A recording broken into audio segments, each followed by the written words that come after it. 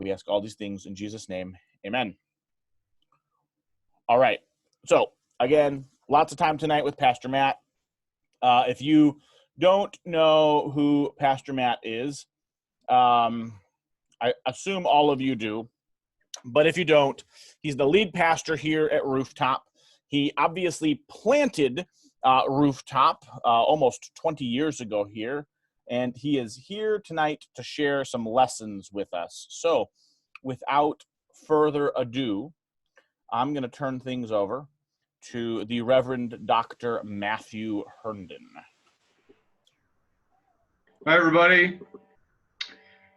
This is like only my 15th Zoom meeting, so that puts me square in Zoom virgin territory. So I'm still learning how to do this. But I'm attempting a PowerPoint presentation that Jacob should be clicking through. So hopefully that will not complicate things too much. So I'm very excited to be with you here tonight. I have been a part of 2 church plants, Rooftop and then a church prior to Rooftop. They were both very difficult but very formative experience, and I am very excited to see you on this church planting team. I actually think all Christians would benefit from being a part of a church plant at some point in their lives, just because of everything you get out of the experience and the way that you can potentially be so incredibly well blessed, and the way that I've been so blessed by being a part of so many church planting, or the 2 church planting experiences that I've been a part of. And I'm excited that you're on this team. I'm excited for the memories that you're going to form with each other. I'm excited for the way that God is going to reveal himself to you in some exciting ways. I'm excited for your grand opening and how exciting that's going to be for you. I'm excited for your first baptism when you're all crowded around the baptistry to get a better view. I'm excited for your 1-year anniversary. I'm excited for everything. I'm excited for the families that will form as a result of this church plant. I'm excited for the kids that will be born as a result of this church plant. One of the things I was not anticipating as a church planting pastor when I started was the number of families that would actually get started at Rooftop. Like when strangers start coming to the same church and then they get married and they start having kids. And you look back and you realize there are people that exist that wouldn't have existed if we hadn't started this church. So the future is wide open for you, and I'm really excited that you get to be a part of it. I don't think I'm overstating things when I say your involvement in this church plant could be one of the most, well, will be one of the most significant things that you do with your time on earth. I mean, I really believe that very deeply.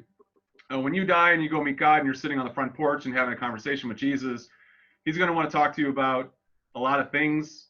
But he's really going to want to talk to you about your experience with the Rise, because it's that important to him what you're doing. So anyway, I'm excited for you. Thirdly, I want to let you know we are behind you all the way.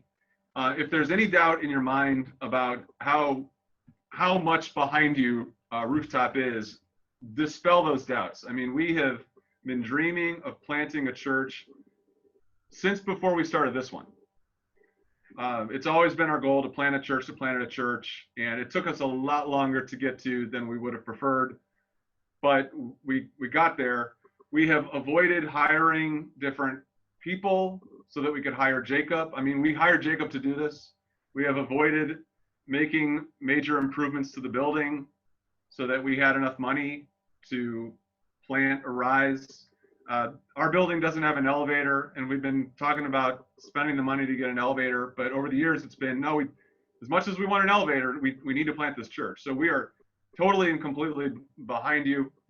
And the reason we are behind you is because the elders and the leaders here, our goal as a church, our understanding of our goal as Christians in the New Testament is to preach the message of salvation to people who are going to hell. And there's no better way to do that than starting new churches. In fact, you're going to be able to do it better than we are. I'm sure you've talked about the statistics that new churches have a better conversion rate, if you will, than established churches. So we're excited to be a part of that. I mean, you're kind of showing us, you're reminding us of why we started Rooftop. So it's good for everybody. Fourthly, having said all that, of course you know that it'll be hard to say goodbye. I know a lot of you, you're not necessarily rooftoppers. Some of you are long-term rooftoppers. Some of you are short-term rooftoppers. But it'll be hard to say goodbye to all of you, whatever your relationship is to Rooftop. Even if you've only been going to Rooftop a short time, it's going to be hard to say goodbye because we're going to miss out on what you could be doing here. But I actually promised myself a long time ago, I promised myself that when we got to the point where we were going to start a church, I would not give anybody a hard time if they needed to leave Rooftop to go start another church. I promised myself, cross my heart, hope to die. I promised that I would not give anybody a hard time if they needed to leave this church to go start another one. It would be the epitome of hypocrisy. I mean, Rooftop was started by people who left other churches to start this one. So it's going to be hard to say goodbye to people, but we don't want this to be too hard because it's a good thing that you're doing. And we're not really saying goodbye anyway. We intend to do ministry together. Jacob and I and the staff have already talked about ways to partner. So we'll be seeing you around. And fifthly, I want you to know that your Rooftop leaders are still behind the current plan, if you were wondering. When we started talking about planting a church, at no point did we think, well, would we still do this if a pandemic happened? That was never a contingency that we prepared for. So the coronavirus has challenged all of us in some crazy ways. But Jacob and you guys are very well prepared for this. It's going to be a different launch for you, but we have the utmost confidence in its feasibility because of the preparations and the resourcing. So we're still behind the plan.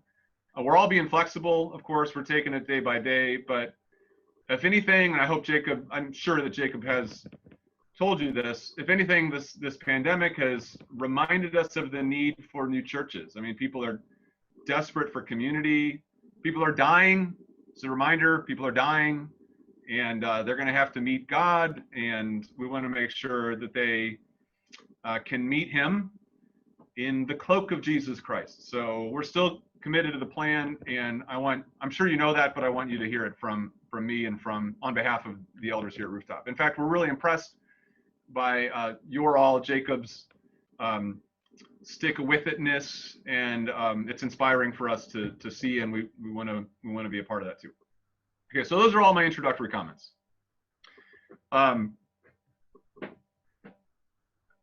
I have a topic that I want to share with you tonight for a few minutes, but I also want to leave some time at the end in case you have some questions for me, or you want to talk about Rooftop's relationship to Arise, or I'm not necessarily a font of wisdom, but I am a witty conversationalist, and if we run out of things to talk about, I'd be more than happy to chew the fat with you for a few minutes.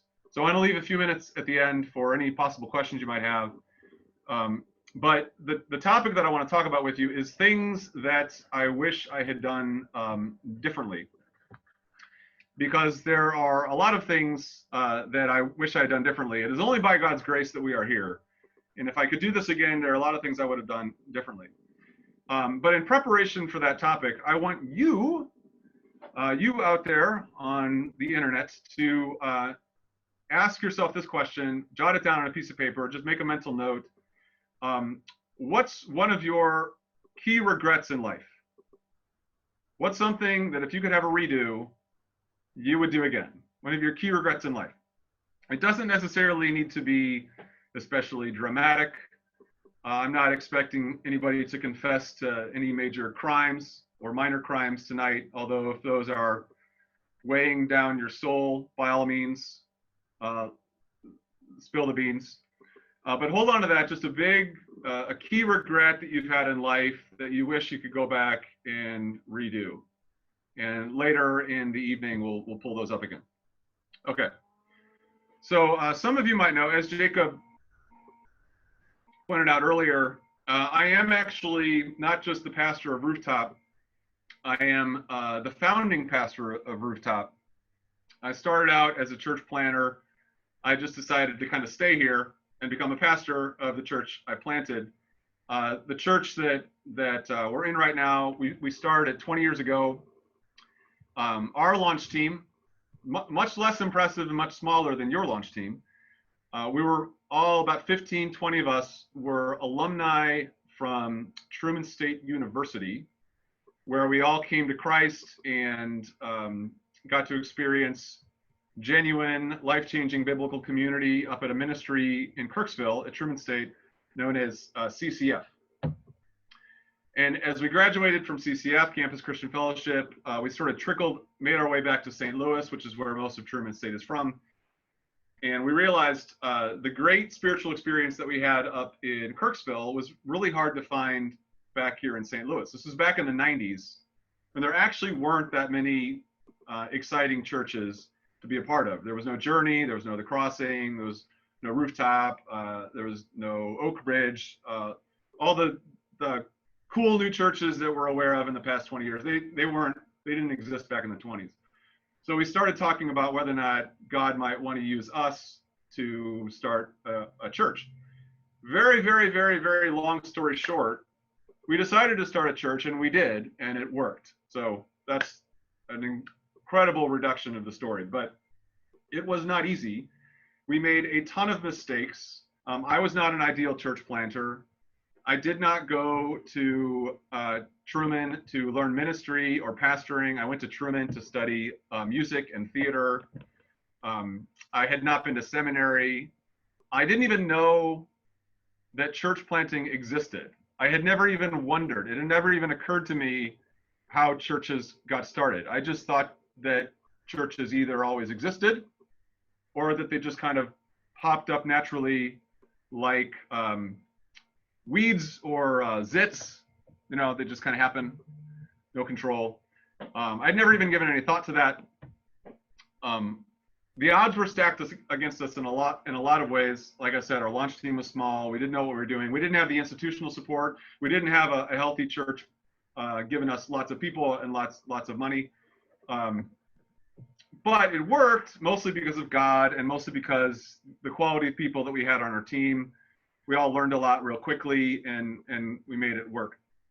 But we made a lot of mistakes, and I've always looked forward to the opportunity to share the mistakes we made, and in hopes that future church planting teams can learn for them. So this is actually a lifelong dream of mine, to be able to share all the stupid things I did with people who are getting ready to maybe make the same stupid mistakes again. And I'm here to kind of to wave you off. So this is a lifelong dream. It's happening right now. Okay.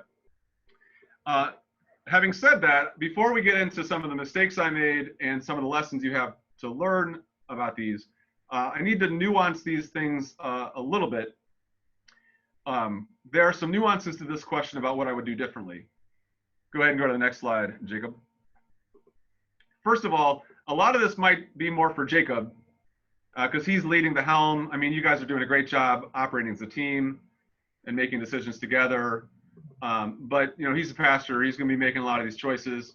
But I want you to know about these mistakes because you might be able, at some future date, pull him aside and say, "Hey, Jacob, remember you're doing one of the things that Matt said he did, and it was a really big mistake." So you can remind him of the thing. We're recording this so that you have the opportunity to go back and review the notes and remind Jacob of what we talked about. Secondly, feel free to ignore what I tell you. And I'm actually serious about this because some of these mistakes you just have to make on your own. And no matter what I tell you about avoiding these mistakes, you'll think, oh yeah, I need to avoid that. But then you'll still need to make the mistake so that you can learn the lesson more deeply. It's kind of like when you're on Facebook and you see a whole bunch of retirees, 85-year-old, 90-year-old people with, you know, what I wish I had told my 20-year-old self, you know, follow your dreams, stupid stuff like that. And it never really moves me because that's not how we live life. You have to have the freedom to make whatever mistakes you need to make in order to learn your lessons. Thirdly, make your own mistakes, because you are undoubtedly going to make different mistakes than I did. In fact, I look forward to watching you screw up in your own unique way, so that you can be forgiven, experience the grace of God in your own unique way as well. So those are a few introductory nuances. Also, we're going to get to the big question of what I wish I had done differently, but clearly we did enough things right to survive and even to thrive. I mean, Rooftop is a healthy, thriving church. And as important as it is to learn from what we did poorly, I also want to at least give voice to some of the things that we did correctly, so that you can make sure you have those in your mind as well. So real quickly, here are some of the key things that we did properly, what I would not have done differently, what I would have done exactly as we did it. For example, number one, I would have still started with a well-run elder team with clear roles, expectations, and high standards. Rooftop is a healthy church for lots of reasons, but one of them is because from the very beginning, we had an elder team that was very well run, very well organized, had very clear expectations, very clear processes, and the stability and the maturity of that elder team got us through some very rocky periods. I mean, when you have a big mess at the top, you're not going to last very long. So I'm excited and very excited, and Jacob and the elders are very excited that your elder team is come together very nicely, and I think that's going to pay off in the long run. Secondly, I would still have not pressured my wife into any sort of predetermined role fit for a pastor's wife. I think it's very important in all churches, but especially in church plants, that spouses are able to serve the kingdom according to their own giftedness. So whether we're talking wives like Haley or wives like Roger, these people need the freedom to serve God according to their own passions. Michelle, I don't know if you know my wife, Michelle, she is not the typical pastor wife. She has never had any intention of being the typical pastor's wife. She bristles against the expectations of being the sort of pastor's wife that you see in a lot of other churches. It would not have been good for the kingdom to press spouses into roles that they weren't suited for. So we did the right thing there. I mean, you have to keep the pastor's family happy doing ministry together in order for things to go well. So I would have done that. Thirdly, I would still work really hard to build a church with the values we have. Rooftop has things that we consider very important here: an openness to skeptics, a place where people can be themselves, a place where we can bridge theological and political divides, a church where we don't take ourselves too seriously. We started out planning a church with those values, and we stuck with them, and we did. It was hard, and it would have been easier to, I mean, those are some hard values to inculcate, and we really had to stick with it, and there's lots of pressures to become something else, but we are who we are because we knew who we wanted to be, and we worked hard to get there. Fifthly, or fourthly, or seventhly, I'm not sure what Lee we're on, I would still have planted this church, even though people told me we were too young to do it. There's lots of naysayers. I'm sure you've heard the naysayers. I was only like 23 years old. People told me I didn't know what I was doing, which was entirely correct. But we did it anyway, and it worked. Fifth, I would have still built a well-run treasury team. Another reason that Rooftop is I mean, a lot of church planning is nuts and boltsy. And if you don't have good financial processes, you're going to have lots of problems. It's all about faith. It's all about preaching. It's all about music, but you got to have the systems. We knew that from early on. Our treasury team is excellent. And lastly, I would still not have given up when tempted to throw in the towel. We've been doing this 20 years. There's a lot of history there. And I can tell you there's like been 4 or 5 quitting points that I've gotten to where where I had to make a decision, am I in or am I out? And I decided to stay in. And here we are. I mean, things would be different. I don't know if a rise would be happening if we hadn't sort of pushed through those tricky moments. Perseverance counts. I mean, the longer you stick it out, the more likely you are to succeed. So those are some of the things we did right. And if we did it again, we would do those things again. So now let's move to the important question for the evening, though. What would I have done differently? Which gets me back to the question I asked. We all have regrets in life. What are some of yours? Jacob knows this group. He's going to actually call on people who might have a regret to share that is maybe not too embarrassing. So Jacob calls. All right. This is going to be completely and totally random, everyone. Kyle, Mackenzie, regret in life. You're supposed to think about this. I was. I didn't have anything. I would say regrets. getting dogs. Good one.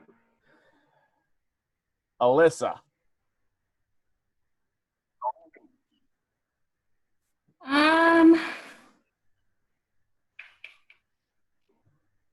Not being as outgoing with singing as I'd like to be.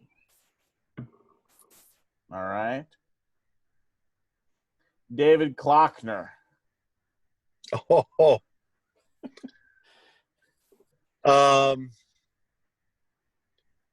Not getting connected early enough with a Bible preaching church.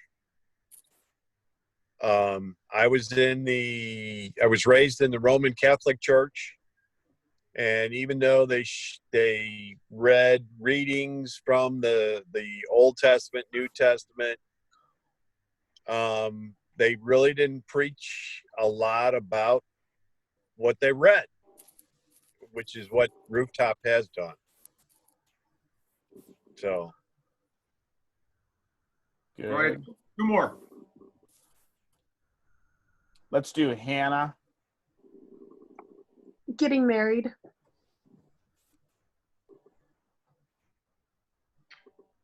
And Rebecca. Where's my? Oh dear. Oh dear. Oh, I'm not muted. You unmuted me. Okay. Yep. Oh, I haven't unmuted this whole time. I would say not being a friend early in life, not understanding the concept of being a friend. Some pretty serious regrets, guys. Matt, I need to share mine. Mine is not going to Game 7 of the Cubs World Series victory over the Cleveland Indians in 2016 when I had an opportunity to buy a standing room only ticket. Why didn't you? Because I wanted to celebrate. I didn't want to jinx the victory, first of all. And if I wanted to celebrate or I wanted to cry, I wanted to do it with my family. Well, that's the thing. Like regrets are 2020. You know, it's hard to know what's really a regret. And so I never ask a question that I'm not prepared to answer. So go back to the PowerPoints here. Here are Matt's 3 biggest regrets in life. 1, quitting piano lessons in the 5th grade. How I wish I could play piano and I had the opportunity, but I just quit. Not finishing my Eagle Scout. I was 1 merit badge away from finishing my Eagle Scout. 1 stinking merit badge away, and I quit. Thirdly, dating Pam Zimmerman in high school. Terrible. Terrible use of my time. But this is the thing about regrets. I mean, you learn from them. It's honestly hard to regret regrets because we are the people we are because of the mistakes we make, and that's how we experience grace and learn wisdom. So I share these things, what I would have done differently, but I also know that in God's providence, I mean, things happen the way they do, and it's up to us to make the most of what happened. So at the very least, though, I hope I can share these things that I would have done differently for your own benefit. So here they are, 4 key what I would have done differently. Number 1, I would have started some sort of membership program earlier so core members know what's expected of them. I would have started some sort of membership program earlier so core members know what's expected of them.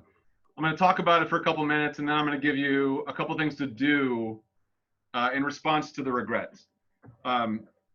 I had some theological problems early on with the concept of membership programs. And back in the 90s, when we started talking about starting, there was actually a lot of objection about traditional church systems. And there was a lot of pushback from people in my church, a lot of young Christians, a lot of non-Christians who didn't want to have any sort of membership program. They didn't want to be labeled a member. They thought membership programs were just manipulative programs designed to create an in-out culture or pressure people into giving money. So we didn't have a membership program or really anything like it for a while. But as a result, I wasn't really sure who I could count on. People flaked very easily, and it was a real distraction in the early years trying to figure out who was in, who was out, while also trying to connect with visitors, which needs to be, a church planting pastor's primary concern, like connecting with visitors. Also, I didn't want to have, honestly, I'm a nervous guy, and I was even more so 22 years ago. And I didn't want to have high pressure conversations with people about difficult topics like giving and like stewardship and commitment. I wanted people to just be able to hang out without twisting the screws or exerting any pressure. But as a result, like I said, you weren't really sure who was in, who was out. We started having money problems early on because we weren't having a lot of giving conversations. A few years into the church plant, actually like 8 or 10 years into the church plant, we started doing a study on what percentage of people were giving, what percentage of their income to the church. And as a result of like avoiding these commitment conversations and giving conversations, we had a very low percentage of people giving a very low percentage of what they were making to the church. Even some deacons and some elders were not even coming close to tithing. And it was starting to become a problem. So at that point, we realized we really need to start maintaining high expectations for the people of God at Rooftop and hold them to God's standards for what the Christian life looks like. That's our role as spiritual leaders, is to convey God's standards for involvement in the church. And this goes beyond, money, of course. It involves behavior and involvement and use of gifts. So we sort of formalized, this is when we formalized our fourth floor program. We have the second floor, third floor, fourth floor. And in the fourth floor program, we sort of identified what does it look like to be a committed member of Rooftop. And it's paid off in innumerable ways over the years, because now we know we have a committed team of people who are committed to Rooftop, and we know we can count on them, and we know they know what's involved in being a family member at Rooftop. So what you can do here, next slide, please. When it comes to commitment, don't pretend to be fully on board if you're not. I mean, it's okay to hang out at Arise, but if you're not quite there yet, honestly, let Jacob know where you're at. Don't hang out too long if you aren't interested in really committing. The church is not something to date perpetually. You need to make a commitment. It doesn't need to be a lifetime commitment. I know that church plants are interesting things to commit to because you really don't know what's going to happen. I mean, as much as Jacob can cast the vision, you don't know what it's going to turn into. I would challenge you, and I don't know what Jacob has challenged you to do, and I don't even know if this is relevant to you guys. You guys all might be all in already, but I would challenge you to make a 2-year commitment to Arise. 1 year isn't enough because church plants are just too young and fragile. Make a 2-year commitment to Arise. Go all in on it. You're not going to regret it, I promise you. And then after 2 years, feel free to reevaluate. Also, thirdly, don't get mad if your leaders ask you about giving or hold you accountable in general. You're going to want, trust me, please trust me, at the end of your life, you're going to want more of your spiritual leaders to have held you more accountable for your decisions in life. You are going to regret not having more people challenging you more directly over the course of your life. So try your best not to get mad or defensive when your spiritual leaders challenge you to honor the commitment that God expects of all his people. So that's what I would have done differently, number one, what I would have done differently, number two,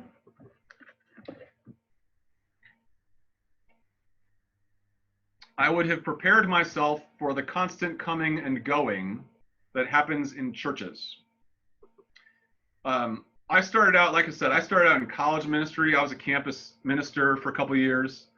And one of the reasons I got out of campus ministry is because of the constant coming and going. I mean, every year we lost a quarter of our students. Now we got to say hello to a whole bunch of new students. But it got very difficult trying to build community out of a community that was constantly turning over. And I was looking forward in the established church to maybe building something that didn't have so many people coming and going all the time. And I was sorely disappointed when Rooftop had an even higher turnover rate than my campus ministry did. And it was kind of inevitable because we were starting a church with a whole bunch of young people and students, and they were getting jobs and relocating or moving out of starter homes. But for a nervous, insecure, desperate church planner who was not even sure if we were going to be able to meet next month because he wasn't sure if we were going to have enough people or enough money, this did a number on my soul. I just was not prepared for the people who were just always coming and always going, many of whom were good friends. That was the hardest part of it, just saying goodbye all the time to so many people that I thought we would be doing life together until they decided to move on. Now, these days, Rooftop's a little bit more established, so when people leave, it doesn't make me quite as sad or nervous, but it still does, because I hate saying goodbye to people, especially when they leave for bad reasons. But we're a little bit better at it, a little bit more used to the constant coming and going, which I think is just inevitable. But what you can do here is this. First, never, ever, ever, ever, ever, ever, ever surprise your pastor with a "I need to leave" conversation. Never do that. If you're ever having any sort of challenges that arise or problems with the leadership, or you're just feeling unsettled and you're wondering if God might be taking you elsewhere, before you make that decision,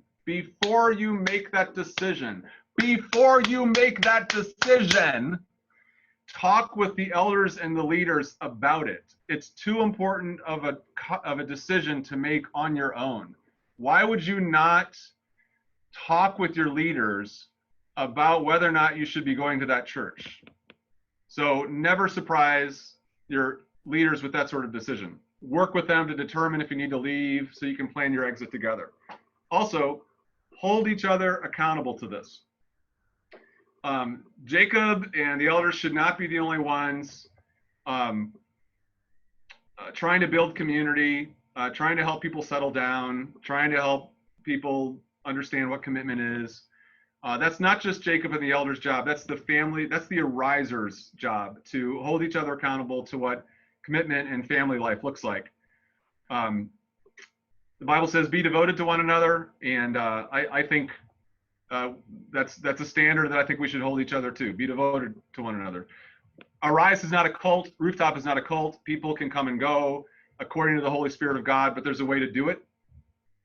And there's a way to do it well. And the earlier you guys can sort of practice this and value this, I think it's going to pay off in a lot of ways over the entire history of your church plant. That's number two. What I would have done differently, number three. I would not have wasted so much time, emphasis on the word wasted. I would not have wasted so much time comparing Rooftop to other successful, more successful church plants. We started our church in 2000. Oh, by the way, I have some of our, I got these out.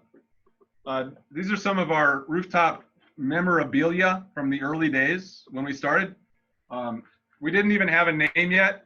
We were meeting as like a core group, and we called ourselves the St. Louis Initiative. That's our sign. This was our first logo. We call it the trash can logo because it looks like a trash can. Just some. This was This is our first newsletter that went out to supporters when we finally were making enough money to not need their support anymore. This is our launch date countdown. So rocket. Anyway, we started Rooftop in 2000. I meant to show that stuff to you earlier. When we started Rooftop in 2000, this was before some of the bigger churches that came along after us. The Journey got planted a couple years after. The Gathering got planted a couple years after. Oak Bridge got planted a couple years after, and other churches around the area. And honestly, Rooftop, we weren't doing super great the first few years. We were just kind of bumbling along as some low-level church plant, and then we saw these huge churches just kind of surpass us in terms of attendance or whatever other success markers you're looking at. And it was very difficult watching all these success stories take place all around us. I mean, in fact, on a lot of Rooftoppers in the early days, it just kind of slowly made their way to these other more successful churches, which was also very, very difficult and painful. And for an insecure, nervous guy like me, it did a number on my soul. And I spent way too much time comparing Rooftop to what was apparently happening in other more successful churches. But I realized very slowly, and I think I've got a hold on this, although the demons still kind of creep out every now and then. Success is just so different for every single church. And what looks successful for other churches isn't necessarily successful. Big churches are not necessarily the healthiest places. They can be quite broad, but very shallow. So don't be deceived by what appears to be happening in other congregations. Your challenge is to identify what success looks like for Arise. Every living thing grows differently. Every person who is born grows differently according to their own genetic makeup, according to their own cultural factors. And that's true of churches too. We've had to have some very deep conversations as a leadership team. What does success look like for Rooftop? And it's going to be different from what success looks like for other churches. So what you can do to help here is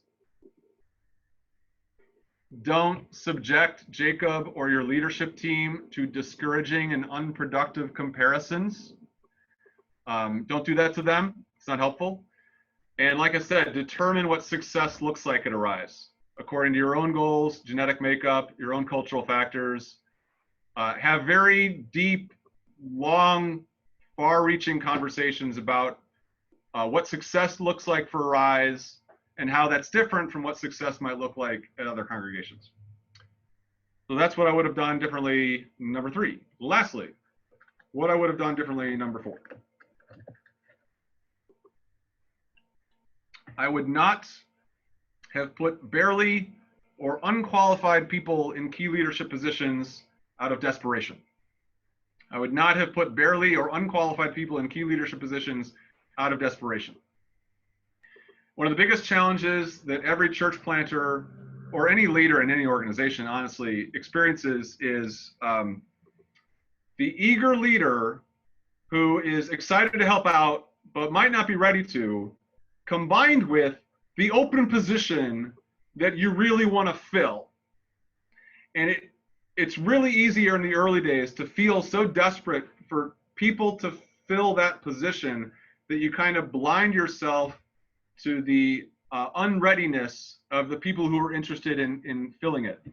I have learned this lesson countless times, although I'm still vulnerable to it. Out of desperation, I put people in all sorts of positions that they really weren't ready for.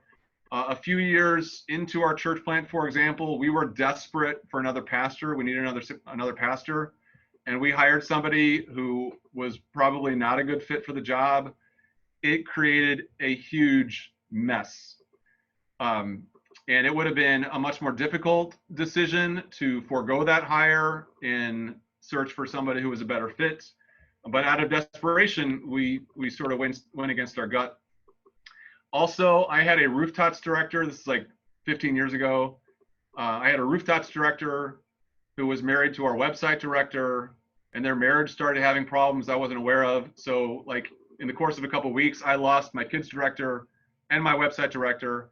And then with nobody else able to do this, I started running the kids ministry and the webpage. I have no skills in either of those ministries. They were dark times.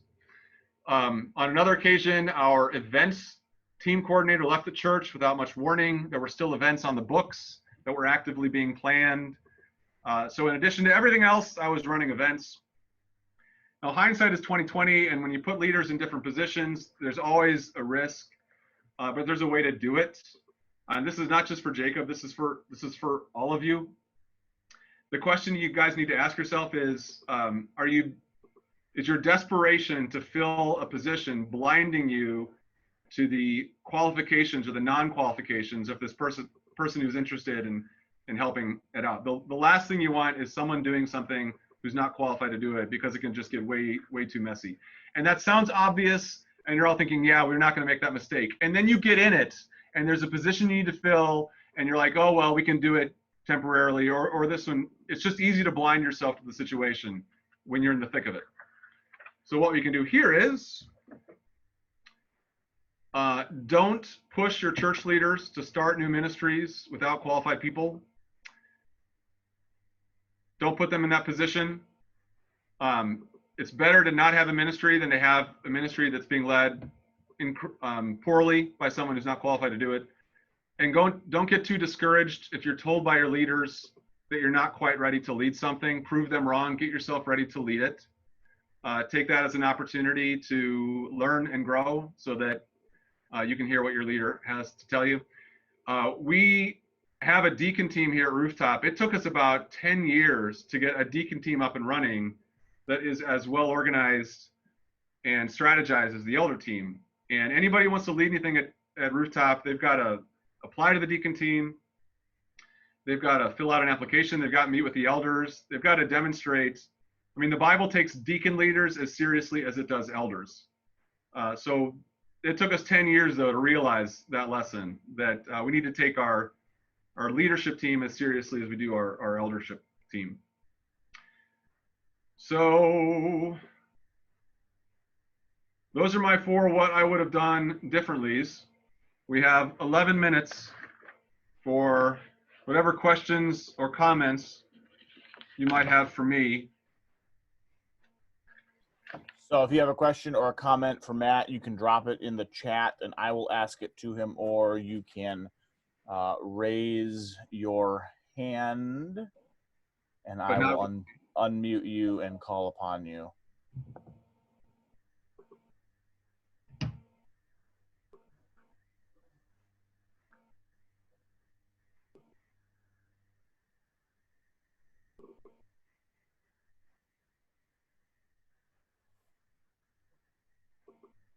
Matt, I have a question for you while people are formulating. Yes, I'm sure that's what they're doing. What's been the worst part of your planting experience in the past 20 plus years? What's been the worst part of not of your church experience or your life or anything like that, of like planting specifically? The worst part. Well, I've told other church planters that as they get ready to plant a church, they need to have every single one of they need to be prepared for every single one of their weaknesses to be exposed by the devil, because he is that committed to preventing this work from happening. So, I mean, I had all my insecurities exposed during this. It was a very, I mean, there's strategic questions and there's leadership questions, but the emotional roller coaster of church planning and the losing friendships. I mean, our 8 years in, when we hired our first pastor, or when we said goodbye to our first pastor, that was a deeply painful experience, because we had been doing ministry together as friends and family and brothers for almost a decade, and then all of a sudden everybody was yelling and shouting and crying at each other. That was the last thing I ever intended to do. So like I said, it's a deeply emotional experience and difficult on a personal level. All I wanted to do was to start a church to create community and preach the gospel to people who hadn't heard it. And there I was, like, pissing people off and making them mad and breaking up friendships. Like, I couldn't believe that the dream had turned so sour. But that's sin. That's the devil, and it's just inevitable. So I was unprepared to deal with that. I don't know if I'm answering your questions, but it got pretty real.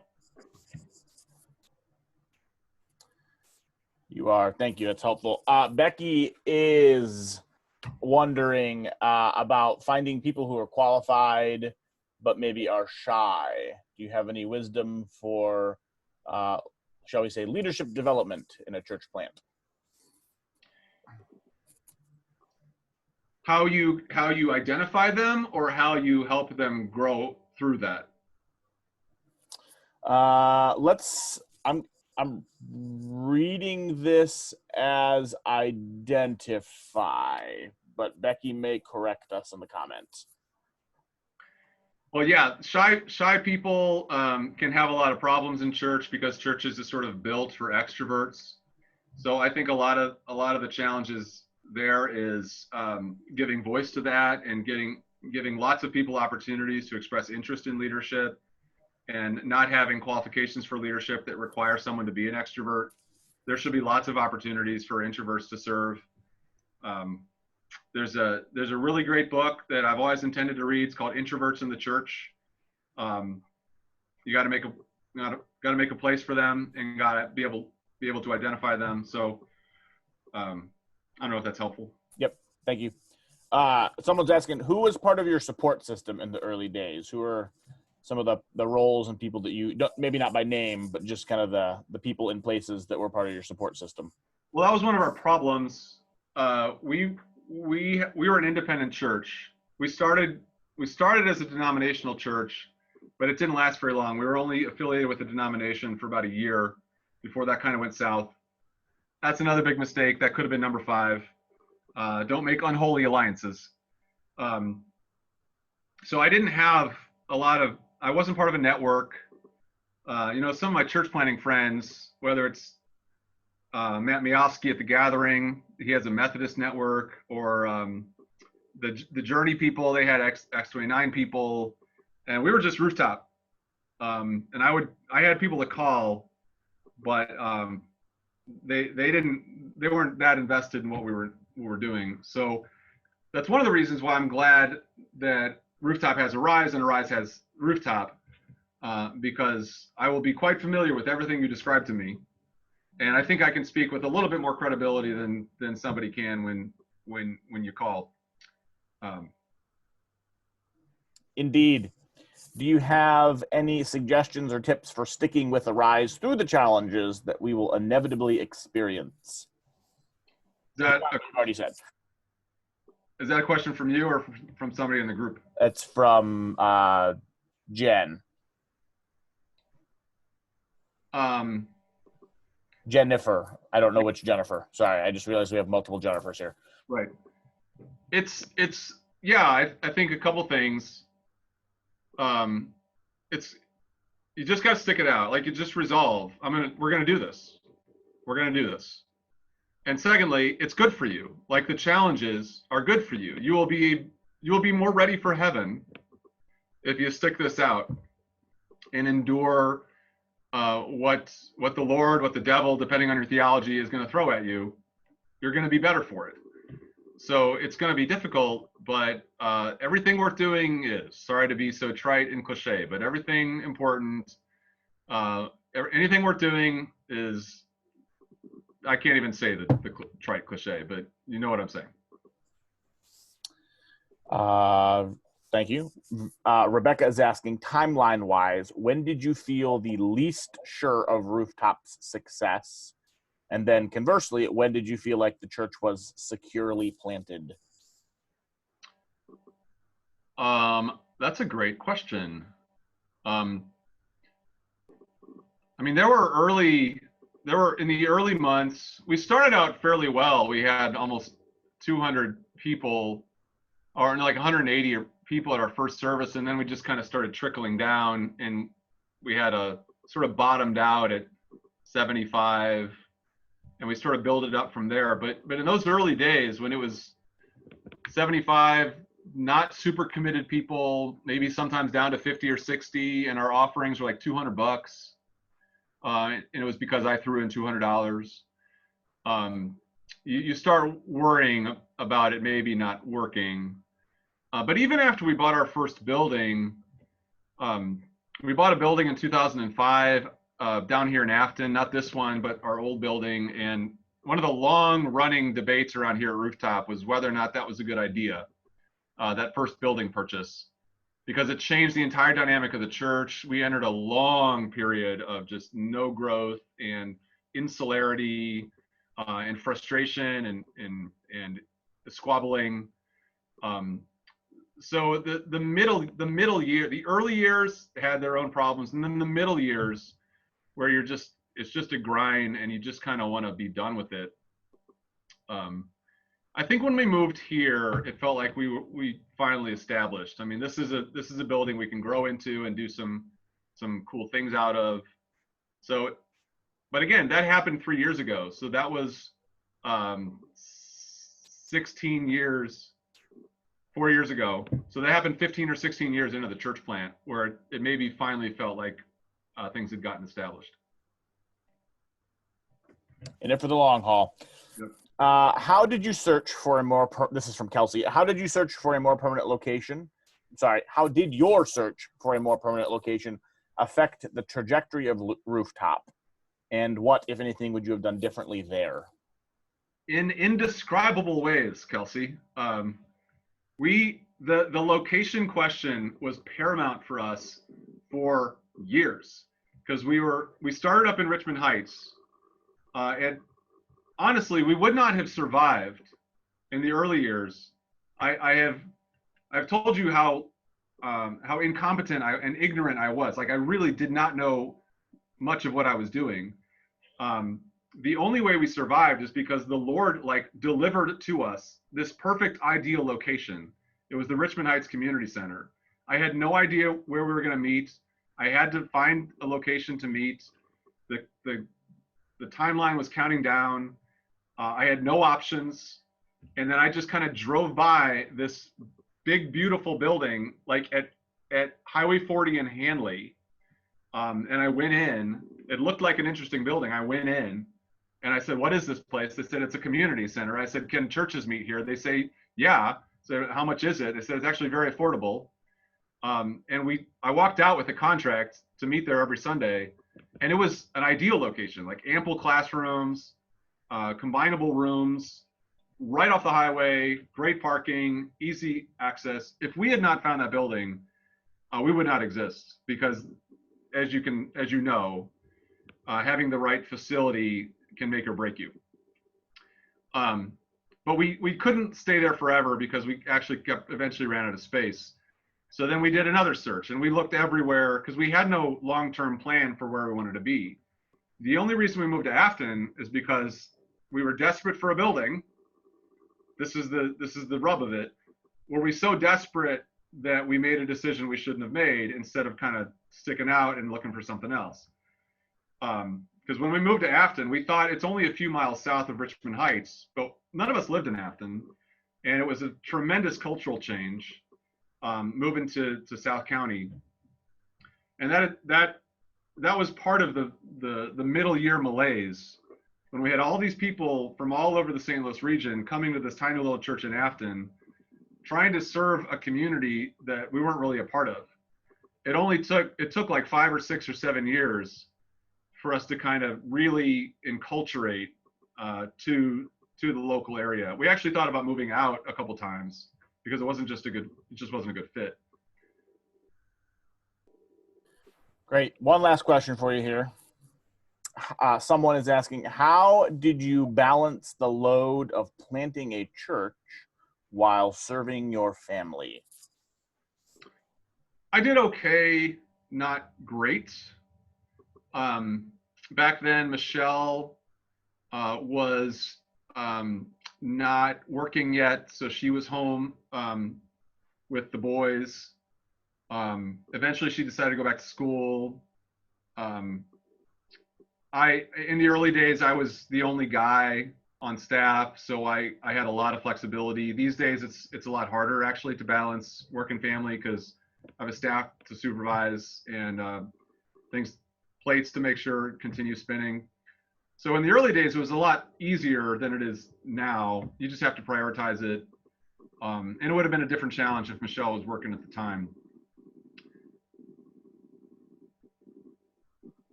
So maybe I'll ask you, how are you going to balance the pressures of church planting and serving your family, Jacob?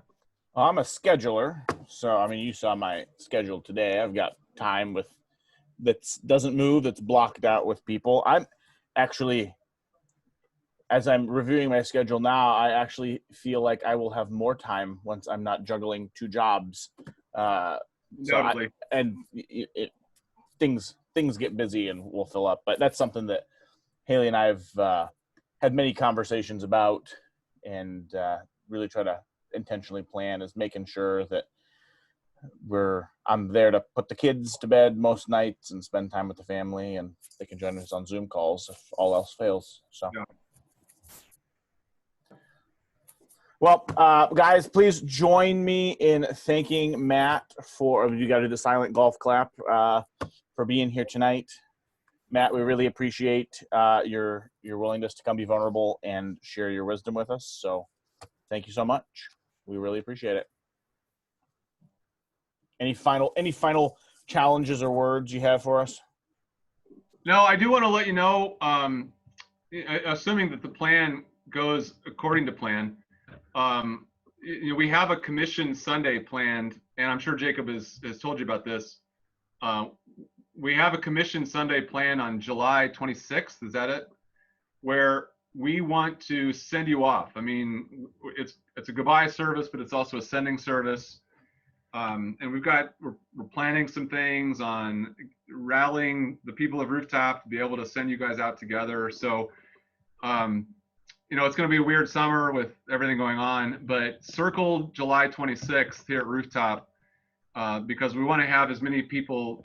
We want to identify you. We want to pray for you in socially distant, appropriate ways, of course, so that you feel like we're behind you, because we are. So July 26th, mark the date.